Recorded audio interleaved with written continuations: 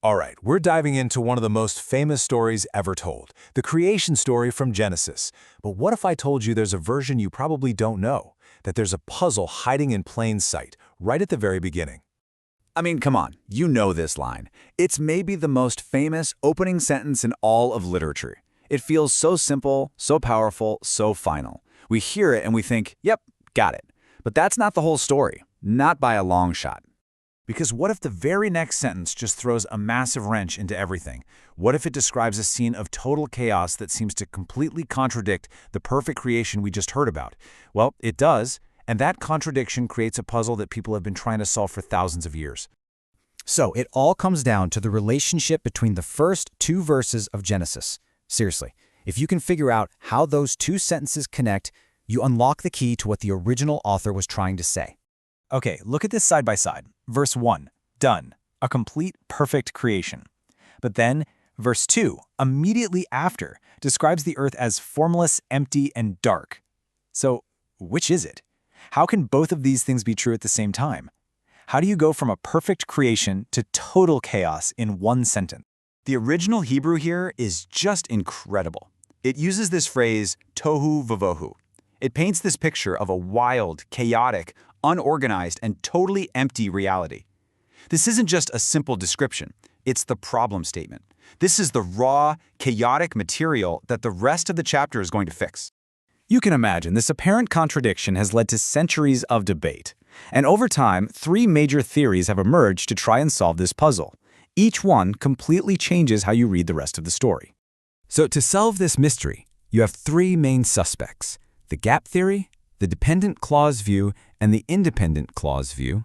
Let's break them down, one by one.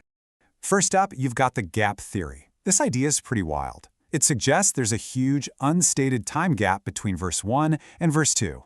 In this gap, Satan falls, messes everything up, the dinosaurs live and die, and then the 7 days we read about are actually a recreation of a ruined world.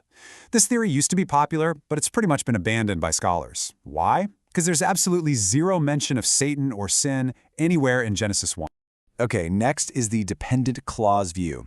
This theory translates verse 1 a little differently, as when God began to create, this makes it sound like the raw materials, that tohu vavohu, were just already there. So in this view, God is less a creator and more of a cosmic sculptor. The problem with this? It creates a huge theological issue, suggesting matter is eternal, right alongside God, which runs counter to the whole creation from nothing idea. And that brings us to theory number 3, which is where most modern scholars land. This is the independent clause view. It suggests that verse 1 is basically a title for the whole chapter. Think of it like a headline. In the beginning, God created everything. Then, verse 2 describes the starting point, the raw materials of that creation. It was formless and void.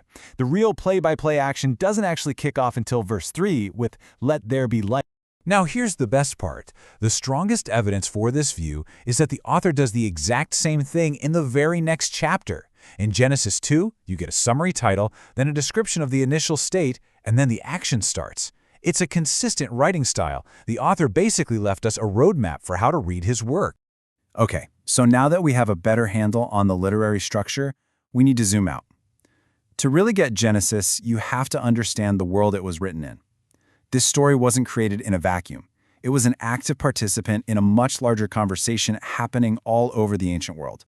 Just look at this. When you put Genesis next to other ancient creation myths, like the Babylonian and Numa Elish, you notice some similarities in structure. But the theology? It's radically different. Genesis has one all-powerful God who creates just by speaking, not through a messy, violent battle between gods. And humanity? We're created to reflect God's image, not to be slaves for the gods. That's a game changer. So think about it like this. For centuries, these stories of creation were passed down orally. People would jazz the story up, change details. The Genesis account then comes in as a divine correction. It's almost like God stepping in and saying, "All right, you've all heard the myths. Now let me tell you how it really happened." Now for the other big puzzle in Genesis 1. What's up with those 7 days? The entire debate really hinges on the meaning of one single Hebrew word, yom. And trust me, it's not as simple as you'd think. First, yes, Yom can absolutely mean a literal 24-hour day. That's its most common meaning, and the structure of the creation week seems to point that way. But even within Genesis 1, the text uses yom to mean just the daylight hours, separate from the night. So right there, in the same passage, it has two different meanings. It can also be used figuratively to mean an era or a lifetime. Just like we do in English.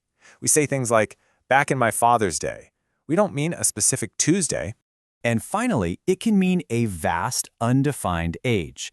Prophetic texts talk about the day of the Lord, and they're definitely not talking about a single 24-hour period. So you can see why there's so much debate over this one little word. So when you pull all these threads together, the literary puzzles, the historical context, the flexible language, you start to get to the most important question of all. What was the author's original goal? Why was this story written this way in the first place? And here's the crucial takeaway. The author of Genesis was not writing a scientific textbook. They weren't trying to argue against theories that wouldn't even exist for another 3,000 years. If we try to read our modern debates back into this ancient text, we completely miss the point. Now, its original purpose was to be a polemic, a powerful, direct argument against the polytheistic myths of the surrounding cultures. It was a radical declaration that the universe wasn't born from the violent, chaotic whims of petty gods. It was created by the intentional word of one good, powerful, and orderly creator. Ultimately, the purpose of Genesis 1 is doxological. It's meant to be a song of praise. Just like this psalm says, creation itself is pouring forth speech, declaring the glory of God. The story isn't just a list of facts. It's a poem designed to inspire awe and wonder. And that leaves us with one final thought. If Genesis 1 is less like a lab report and more like a cosmic hymn, a poem of praise answering the who and the why of creation, not the scientific how, well, how does that change the way we read it? And maybe more importantly, the questions we ask of it.